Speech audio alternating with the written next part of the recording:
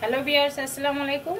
আজকে রান্না করে দেখাবো চাউমিন নুডলস, চিকেন মুরগির মাংস দিয়ে। তো চাউমিন নুডলসটা এখানে আমি নিয়ে নিয়েছি 1 প্যাকেট পরিমাণে।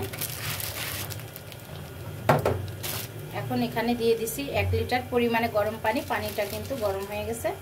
চাউমিন নুডলসটার ভিতরে দিয়ে দিলাম। 3 মিনিটের মতো নুডলসটাকে সিদ্ধ করে নিয়ে নিয়েছি। এখন এটাকে সেকে নেব। পেঁয়াজ কুচি দিয়ে দিলাম, কাঁচা মরিচ কুচি দিয়ে দিলাম। মরিচ পেঁয়াজের সাথে এর ভিতরে দিয়ে দেব মুরগির মাংস 400 গ্রামের মতো ছোট ছোট করে কাটা। তেঁতুলের একটু সস দিয়ে দিলাম, 1 চিমটি লবণ দিয়ে দিলাম, আধা চামচ ধনিয়ার গুঁড়ো দিয়ে দিলাম, 1 চিমটি হলুদ দিয়ে দিলাম।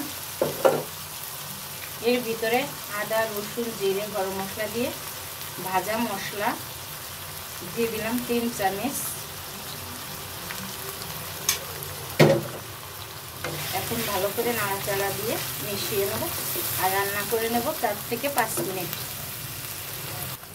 5 মিনিটের মতো রান্না করে নিলাম ভাজা মশলাটা দিয়ে। এখন আমি একটা সাইডে মুরগির মাংসটাকে একটু সরিয়ে রাখবো। মুরগির মাংসটাকে একটা পাশে সরিয়ে 1 চিমটি লবণ দিয়ে দিলাম। এখানে 2টা ডিম ভেঙে দিয়েছি।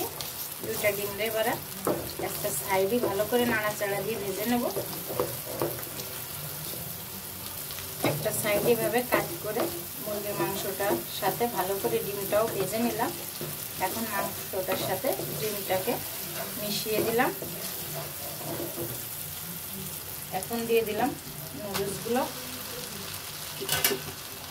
দিয়ে ভালো করে নাড়াচাড়া দিয়ে মিশিয়ে নেব।